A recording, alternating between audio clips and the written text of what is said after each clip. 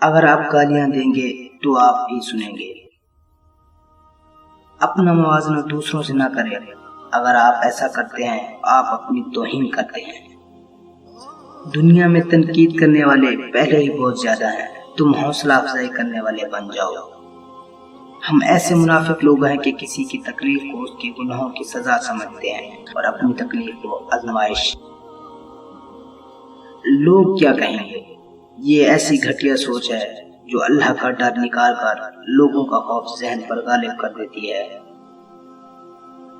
وقت اچھا ہو یا برا گزر جاتا ہے، لیکن باتیں اور لوگ ہمیشہ یاد رہتے ہیں۔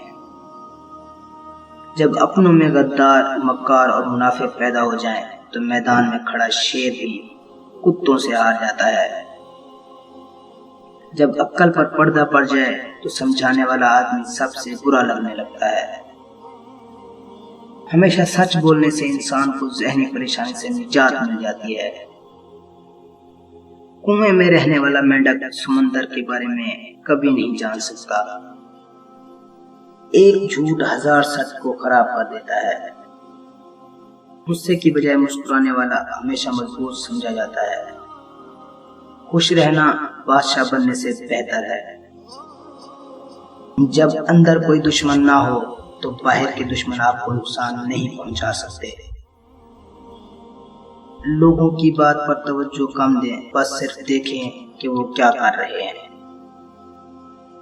اگر ہم وہی کرتے رہیں گے جو ہم کر رہے ہیں تو ہمیں وہی ملتا رہے گا جو ہم حاصل کر رہے ہیں۔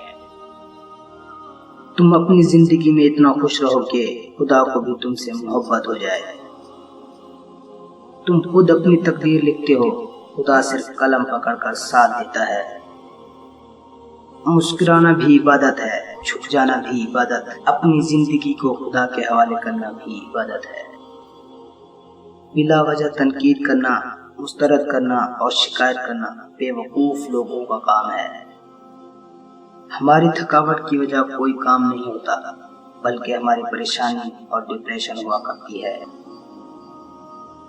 اگر آپ نے غلطی کرنی ہو تو کوشش کریں کہ ہر بار ایک نئی غلطی ہو۔ اگر تم خوف پر قابو پانا چاہتے ہو تو گھر میں بیٹھ کر سوچو مت، بلکہ گھر سے باہر نکل کر کسی بھی کام میں مصروف ہو جاؤ۔